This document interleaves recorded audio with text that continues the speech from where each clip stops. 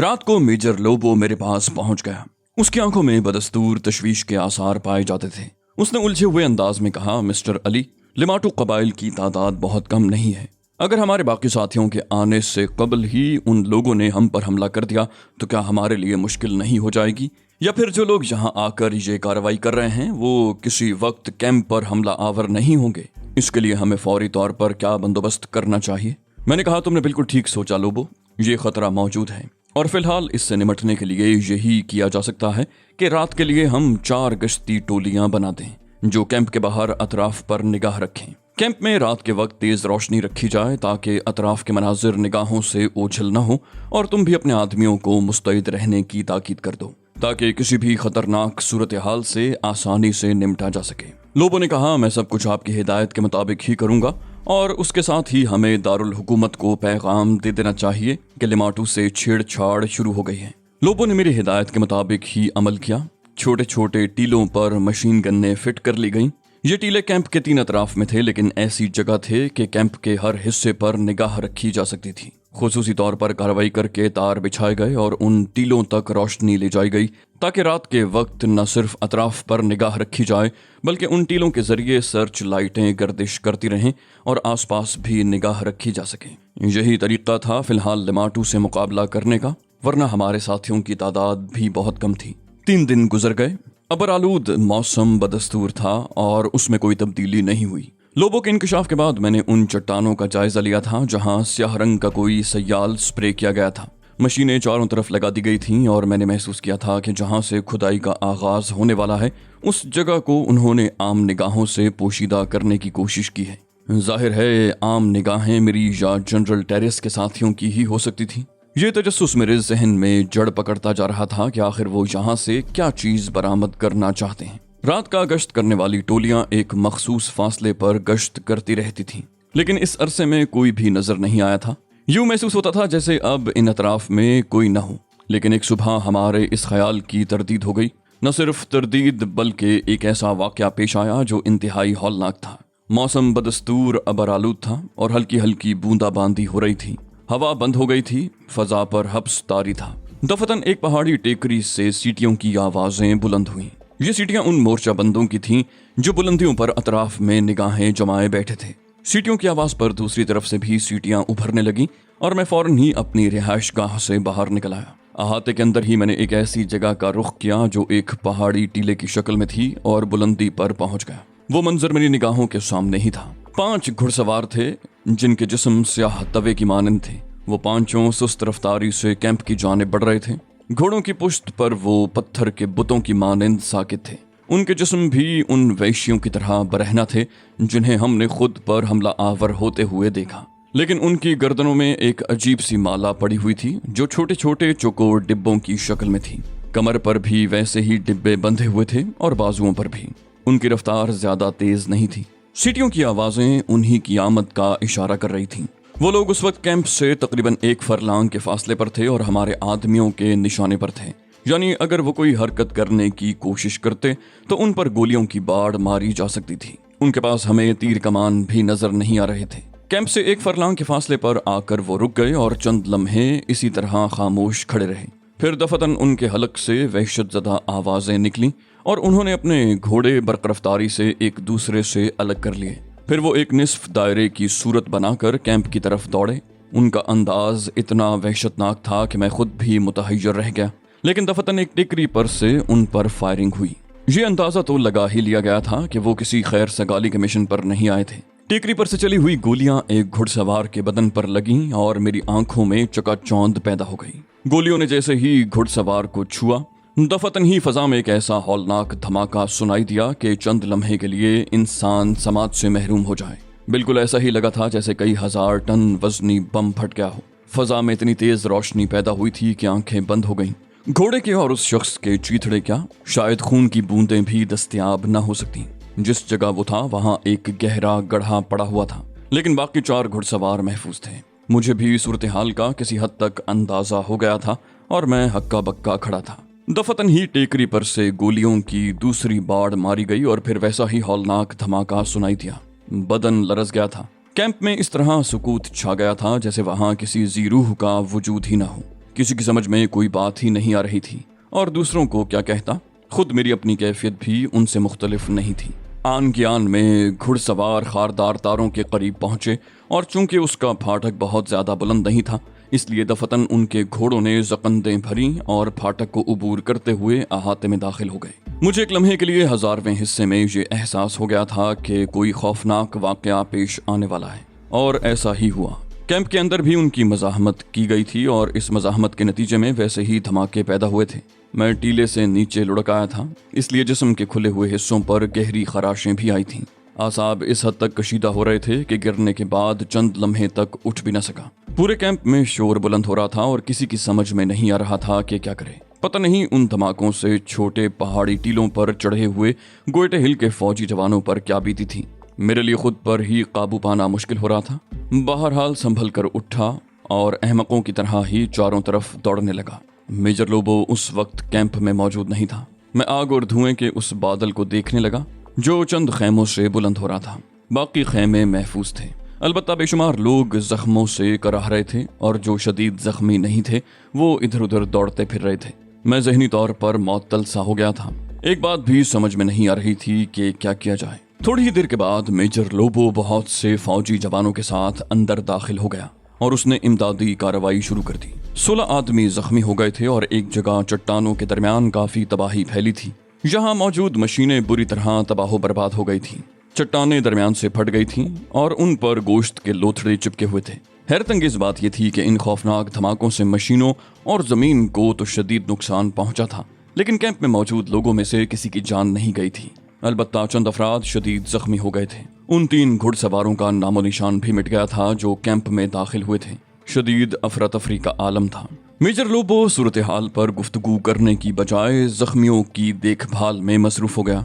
आग बुझाती गई, जख्मियों को एक जगह जमा कर लिया गया और जो शदीद जख्मी थे उनके बारे में फौरी फैसला किया गया कि उन्हें ट्रकों में डालकर गोयटे हिल ले जाया जाए ताकि उनका इलाज हो सके। बाकियों के लिए कैंप के डॉक्टरों से रुजू किया गया था। ग्रेस्टोन ने यहाँ मेडिकल सेंटर भी कायम किया था। शदीद जख्मियों को भी फौरी तिब्बी इमदाद दी गई और फिर 5 मुसल्ला नौजवानों की सरकर्दगी में उन जख्मियों को ट्रकों में लिटाकर रवाना कर दिया गया। उसके साथ ही मैंने जनरल टेरिस को एक खुसूसी पैगाम भी भिजवाया जिसमें उससे दरखास्त की थी कि लिमाटो की तरफ से कार्रवाई शुरू हो गई है, चुनाचे फौरी तौर पर जिस कदर मुसल्ला फौजी भिजवाए जा सकें भिजवा दिए जाएं।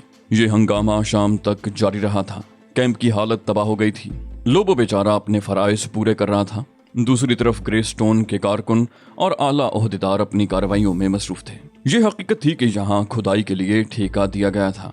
कॉरपोरेट के साथ कभी ऐसा कोई वाकया पेश नहीं आया था और ये कानकुनी करने वालों की अपनी जिम्मेदारी थी कि वो जिस इलाके में काम करें वहाँ अपने तहफ़्फ़ुज़ का बंदोबस्त भी करें। उसूलन गोयटे हिल का एक भी फौजी इन लोगों की हिफाजत का जिम्मेदार नहीं था। ये तो मसला ही दूसरा था। अगर ग्रेस्टोन इस हादसे से मुतासिर होकर यहाँ अपना काम बंद करना चाहे तो ये उसका मसला था, लेकिन इसकी आड़ में जनरल टेरिस जो कुछ करना चाहता था हमें सिर्फ उससे दिलचस्पी थी। इससे कबल ग्रेस्टोन के जिम्मेदारों से मेरी बातचीत भी हो चुकी थी, चुनाचे मुझसे इस बारे में कुछ न कहा गया। जो मशीनें तबाह हो गई थीं वो अब इस काबिल नहीं रही थीं कि उनके लिए कारआमद हो सकें। उनकी जगह नई मशीनें ही मंगवाई जा सकती थीं। उन जख्मियों के साथ ग्रेस्टोन के 2 नुमाइंदे भी गए थे जिन्हें कंपनी से राब्ता कायम करके सूरत हाल की इत्तला देनी थी। शाम को 7 बजे के करीब ग्रेस्टोन के चंद आला ओहदेदार मुझसे मुलाकात के लिए आए। मेजर लोबो को भी मैंने बुला लिया था। उन सब के चेहरों पर गहरी संजीदगी तारी थी। उनमें से एक ने गुफ्तगू का आगाज करते हुए कहा, मिस्टर अली, हम लोगों को ये बात मालूम नहीं थी कि सार्डान के इलाके में ऐसे वहशी पल रहे हैं जो यहाँ हमारी मौजूदगी नापसंद करेंगे, वरना हम इसके लिए भी मुनासिब बंदोबस्त करते। जनरल ने हमारे तहफ़्फ़ुज़ के लिए जो बंदोबस्त किया है वो इतना नाकाफी होगा, इसका हमें कोई अंदाज़ा नहीं था। हम शदीद नुकसानात से दो चार हुए हैं और गालिबन हमारा काम महीनों पीछे चला गया है। जो मशीनें तबाह हुई हैं और जिन लोगों को शदीद जख्म आए हैं उनकी कमी पूरा करना आसान काम नहीं होगा। इस सूरत हाल में आप हमें बताएं कि हम क्या करें। मैंने कहा, इसका फैसला आप खुद ही बेहतर तौर पर कर सकते हैं। मैंने पहले भी आपको ये बताया था कि आपके तहफ़्फ़ुज़ की जिम्मेदारी गोयटे हिल की हुकूमत पर नहीं है। अगर आप महसूस करते हैं कि इन हालात में आप काम नहीं कर सकेंगे तो बेहतर यह है कि इरादा तर्क कर दें और उन लोगों से मशवरा कर लें जो इस सिलसिले में आपकी रहनुमाई कर सकते हैं। वो लोग मेरे इस जवाब पर परेशानी का शिकार हो गए थे। फिर दूसरे आदमी ने कहा, लेकिन मिस्टर अली, कम से कम उस वक्त तक के लिए तो आप हमारे तहफ़्फ़ुज़ का इंतज़ाम कर दें जब तक हमें अपने सरबराहान से हिदायत मौसूल ना हो जाएं। मैंने कहा, आप लोगों को मालूम है कि जितने अफराद हमारे साथ आए थे वो सब के सब अपनी जगह मुस्तैद थे, लेकिन एक तूफ़ान बरक़ुबात को किस तरह रोका जा सकता है? आप कोई मशवरा दें। वो बोले, नहीं मिस्टर अली, आप यकीन कीजिए कि आप पर कोई नुक्ता चीनी नहीं की जा रही। दरअसल गलती हमारे ही सरबराहों की है जो इस इलाके में वहशियों के वजूद से बिल्कुल ही गाफिल हो गए थे या उन्हें नज़रअंदाज करके प्रोग्राम बनाया गया। हालांकि इस सिलसिले में भी मालूमात हासिल करके इसके इंतजामात करने चाहिए थे कि अगर यहाँ ऐसी कोई सूरत हाल हो तो उससे निपटा जा सके। हम तो इस नागहानी उफ्ताद के बारे में आपसे मशवरा चाहते हैं। अगर दोबारा ज्यादा अफराद के साथ यही अमल दोहराया गया तो क्या हम में से कोई शख्स जिंदा रह सकेगा? मेजर लोबो ने कहा, हरगिज नहीं। आप इसकी इत्तला तफसील के साथ अपने सरबराह को दे दीजिए। इस सूरत हाल के मुकम्मल जिम्मेदार वही हैं। मैंने कहा, ये बात तो आपको पहले भी शायद बता दी गई थी कि इन अतराफ में लमाटो के वहशी कबाइल आबाद हैं जो हंगामा आराई करते रहते हैं और उनके खिलाफ गोइटे हिल मुनासिब कार्रवाई करने का मंसूबा बना रही है। थोड़ी देर तक मजीद बहसो मुबासा होता रहा जिसका कोई नतीजा बरामद नहीं हुआ और वो सब परेशान वापस चले गए। जो काम वो कई दिन से कर रहे थे वो सब का सब मलिया मेट हो गया था और अब असर नौ नए साजो सामान के साथ काम करना जरूरी था। चुनाचे ग्रे स्टोन का मंसूबा तातुल का शिकार हो गया था। मैंने तो अब हालात से बेजार होना ही छोड़ दिया था। जनरल टेरिस के मामले को अपने हाथ में लेने के बाद मैंने तमाम ख्यालात जहन से निकाल दिए थे। ग्रे स्टोन की कामयाबी या नाकामी से मुझे कोई दिलचस्पी नहीं थी। मैं लेमाटो के खिलाफ कोई मौसर कार्रवाई करने का ख्वाहिशमंद था, मगर अभी हालात इस काम के लिए साजगार नहीं हुए थे। उन लोगों के जाने के बाद हम अपनी रिहाइश गाह से बाहर निकल आए। लोबो भी सोच में डूबा हुआ था। उसने मेरे साथ आगे बढ़ते हुए कहा, मैं एक बात सोच रहा हूँ मिस्टर अली। मैंने आहिस्ता से कहा, वो क्या लोबो? वो बोला, इन बम्बों की साख्त बहुत अजीब थी। इससे तो इस बात का इजहार होता है कि लिमाटू कबाइल को मुसल्लाह किया गया है। खुद इन कबाइल में इतनी सलाहियत नहीं है कि आतिशी असलहा बना सकें या उसे सही तौर पर इस्तेमाल कर सकें। 5 अफराद ने जिस तरह अपनी कुर्बानी दी, इससे आप ये भी अंदाजा लगा सकते हैं मिस्टर अली कि उनके दिलों में बगावत को ईमान का दर्जा दिया गया है, वरना खुदकुशी आसान चीज नहीं होती। उन्हें बता दिया गया होगा कि जो कुछ वो करने जा रहे हैं उसके नतीजे में उन्हें सिर्फ मौत से दो चार होना पड़ेगा, लेकिन उसके बावजूद उन्होंने इस काम का बीड़ा उठा लिया। मिस्टर अली, यूं महसूस होता है जैसे आने वाले वक्त में हमें बड़े पेचीदा हालात से दो चार होना पड़ेगा। मैंने कहा, इसमें कोई शक नहीं है लोबो, और मैं तुम्हारी इस बात से भी मुत्तफिक हूँ कि उन्होंने आतिशी असलहा खुद नहीं बनाया होगा। कोई उन्हें जदीद हथियार फराहम कर रहा है, लेकिन कौन? इस सवाल का जवाब मैं नहीं दे सकता। मेरी बात सुनकर लोबो खामोश हो गया। आसमान पर छाया हुआ अबर छट गया था और काफी दिन के बाद खुला नीला आसमान नजर आया था। फिर रात की स्याही उस पर मुसल्लत होती चली गई। कैंप के मुख्तलिफ हिस्से हौलनाक मंजर पेश कर रहे थे। इंजीनियर और बाकी बचे हुए अफराद मशीनों वगैरह को संभालने में मसरूफ थे। सब के सब मुजमहिल थे और उनके चेहरों से परेशानी के आसार झलक रहे थे। मैं कैंप के दरवाजे से बाहर निकलकर उन टेकरियों का जायजा लेने के लिए चल पड़ा जहां अब साथ लाए हुए तमाम लोगों को फैला दिया गया था और पहले से ज्यादा मुस्तैद कर दिया गया था। वो सब के सब चौकन्ना थे। थोड़ी देर के बाद लोबो भी मुझे मिल गया।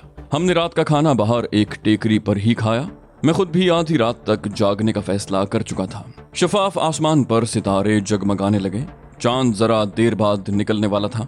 फिर उस वक्त रात के तकरीबन 12:15 बजे होंगे जब चांद ने सर उभारा और आहिस्ता आहिस्ता उसकी रोशनी इलाके के तारीक माहौल को मुनव्वर करने लगी।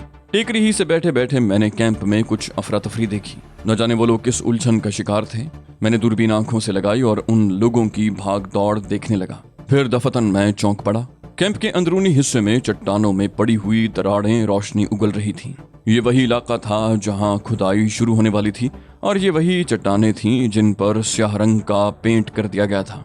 लेकिन आज दिन के वाक़े ने इनमें से चंद चट्टानों को रेजा रेजा कर दिया था और अतराफ की बेशुमार चट्टानें ऐसी थीं जिनमें गहरी दरारें पड़ गई थीं। लोबो और टिकरियों पर बैठे हुए तमाम ही अफराद हड़बड़ा कर खड़े हो गए थे। इस अनोखी रोशनी का राज उनकी समझ में भी नहीं आया था। रोशनी इंतहाई अजीब थी। यूं महसूस हो रहा था जैसे टूटी हुई चट्टानों के रखने सफेद और ठंडी आग उगल रहे हों। उनकी शुआएं दूर दूर तक फैल गई थीं। तब मुझे कैंप में अफरा तफरी के सबब का अंदाजा हुआ। वो लोग बरक रफ्तारी से स्याह रंग का सयाल उन चट्टानों पर छिड़कते फिर रहे थे ताकि ये राज राज ही रहे। तब लोबो ने मुझसे आहिस्ता से कहा, मिस्टर अली, कुछ समझे आप? मैंने गर्दन हिलाते हुए कहा, समझने की कोशिश कर रहा हूँ। लोबो ने कहा, ये प्लैटिनम है, 100% प्लैटिनम, दुनिया की सबसे कीमती धात। मैंने सरसराती हुई आवाज में कहा, प्लैटिनम। सारी हकीकत मेरे इल्म में आ गई थी। मुझे अंदाजा हो गया था कि ये सारी कार्रवाई किसके लिए की गई है और अब तक मेरे साथ जो ड्रामा खेला गया है इसका असल मकसद क्या है। नीचे कैंप में वहां मौजूद तमाम अफराद उस रोशनी को छुपाने की कोशिश में मसरूफ थे। वो सब के सब हर उस जगह स्याह रंग का वो सयाल स्प्रे कर रहे थे जहां से रोशनी फूट रही थी। ये सयाल भी यकीनन कोई खास अहमियत रखता था, क्योंकि जहां भी सयाल का स्प्रे हो जाता वहां चमक मादूम हो जाती। बिलाखिर वो अपनी कोशिशों में कामयाब हो गए और रोशनी मादूम हो गई। लेकिन अब उनका ये राज नहीं रहा था। मेरे नज़दीक प्लैटिनम के ये ज़खायर बड़ी अहमियत के हामिल थे और उन पर असल हक गोयटे हिल की आवाम का था। जनरल टेरिस को अब इसकी इत्तला देना ज़रूरी हो गया था ताकि कानकुनी से हासिल होने वाली धात के सिलसिले में रॉयल्टी का मसला प्लैटिनम की कीमत को मद्देनजर रख कर तय किया जाए, वरना जनरल टेरिस जैसा दोस्त किसी भी वक्त ये सोच सकता था कि उसे सिर्फ दोस्ती की बुनियाद पर इस अजीम खसारे से दो चार होना पड़ा। ग्रेस्टोन का ताल्लुक किसी भी शख्सियत से हो, उसूलों और बैनुल-अक़वामी कानून के मुताबिक जो चीज़ भी हासिल की जाए उसकी कीमत का तयन करने के बाद ही रॉयल्टी का तयन होता है और ग्रेस्टोन को जनरल टेरिस को वही रॉयल्टी अदा करनी चाहिए। लेकिन ये बात का मसला था, पता नहीं उन लोगों ने क्या इंतजामात किए थे और इस खुदाई से बरामद होने वाली चीज़ को क्या नाम देना चाहते थे। अभी इस सिलसिले में खामोशी इख्तियार करना ही मुनासिब था, क्योंकि दूसरे बहुत से मसाइल सामने थे। 2-3 दिन पुरसुकून गुजर गए और ऐसा कोई और वाकया नहीं हुआ जो काबिल जिक्र होता। इंजीनियर उन मशीनों की मुरम्मत में मसरूफ हो गए जो किसी तौर भी ठीक हो सकती थी। उन निशानात को ख़त्म कर दिया गया जो इस खौफनाक वाक़े की वजह से पैदा हो गए थे। जख्मियों का इलाज किया जा रहा था। चौथे दिन टेकरी पर चढ़े हुए फौजियों ने फिर सीटियां बजाना शुरू कर दी और सब ही खौफजदा होकर बाहर निकल आए। लेकिन टेकरी से चंद फौजी जवान दौड़ते हुए कैंप में पहुंच गए थे। गालिबन उन्हें भी एहसास हो गया था कि उनकी बजाई हुई सीटियां गलत फहमी पैदा कर सकती हैं। उन्होंने फौरन ही बताया कि बहुत से फौजी ट्रक इस तरफ आ रहे हैं। गालिबन गोयटे हिल से फौजी जवान आ रहे हैं। यह सुनकर किसी कदर तसल्ली हुई, वरना मैं खुद भी बौखला गया था, क्योंकि 5 घुड़सवारों का खौफनाक वाकया जहन में ताज़ा था। मैंने बाहर निकलकर एक बुलंद जगह से आने वाले ट्रकों को देखा। उनकी तादाद 60-70 के करीब थी और उनमें गोयटे हिल के फौजी जवान भरे हुए थे। इतनी बड़ी तादाद में फौजियों की आमद हमारे लिए बाइसे तक़वियत थी। मेजर लोबो भी मेरे नजदीक ही आ खड़ा हुआ था। उसने गहरी सांस लेकर कहा, बहरहाल इन फौजियों की आमद भी दुश्मन की निगाहों से ओझल नहीं होगी। वो लोग बाकायदा हमारी नकलो हरकत की निगरानी कर रहे होंगे। मैंने आहिस्ता से कहा, तुम दुरुस्त कह रहे हो लोबो, ये हो सकता है। हमने आने वालों का इस्तकबाल कैंप से कुछ फासले पर ही किया था। कैंप में मौजूद लोगों को भी उनकी आमद से खुशी हो रही थी। इन्हीं में 5 ट्रक ग्रेस्टोन कंपनी के भी थे। ग्रेस्टोन कंपनी ने फौरी तौर पर नई मशीनरी फराहम की थी ताकि दोबारा काम का आगाज बआसानी हो सके। नए फौजियों का कमांडर जनरल डेबू था, जिसका तारुफ लोबो ने मुझसे कराया। जनरल डेबू ने अपने चौड़े हाथ में मेरा हाथ लेकर मुस्कुराते हुए उसे दबाया और आहिस्ता से कहा, मिस्टर अली, आप मुझे नहीं पहचान सके होंगे, लेकिन मैं आपसे बखूबी वाकिफ हूँ। मैंने कहा, गुड, आप मुझे कैसे जानते हैं जनरल? वो बोला, मैं आपको ही नहीं बल्कि फाखरा याकूबी को भी जानता हूँ। एक जमाने में मैंने आपकी निगरानी में थोड़ा सा काम किया था। बात मेरी समझ में आ गई। मैंने गर्मजोशी से जनरल डेबू का हाथ दबाया। गोया इससे ज्यादा गुफ्तगू करने की जरूरत नहीं थी। लोबो अपने ऑफिसर के सामने मुअद्दब हो गया था। ग्रेस्टोन कंपनी ने जो ट्रक रवाना किए थे उनमें उसके अपने नुमाइंदे भी थे, जिनकी तादाद 28 के करीब थी। ये सब के सब तजर्बाकार अफराद थे। हमारे साथ वो कैंप में पहुंचे और उन्होंने कैंप में होने वाली तबाहकारी का जायजा लिया। दूसरी तरफ लोबो जनरल डेबू को उन गारों की तरफ ले गया जो फौजियों की क़यामगाह के लिए पहले से मुंतखब कर लिए गए थे। मुझे नहीं मालूम था कि जनरल डेबू ने उन गारों को देख कर क्या कहा। मैं फिलहाल ग्रेस्टोन के उन नुमाइंदों के साथ था और वो मुझसे इस सिलसिले में गुफ्तगू कर रहे थे। उन्होंने कहा कि जनरल टेरिस ने खुसूसी तौर पर उनकी परेशानी पर तवज्जो दी है और मिस्टर अली, ये सिर्फ आपकी वजह से हुआ है।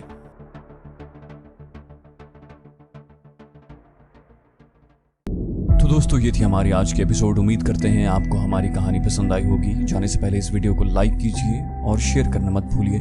कमेंट करके हमें बताइए कि आपको हमारी वीडियो कैसी लगी। और अगर अभी तक आपने इस चैनल को सब्सक्राइब नहीं किया तो इसे सब्सक्राइब कीजिए और बेल आइकन दबाकर ऑल नोटिफिकेशंस ऑन कर लीजिए।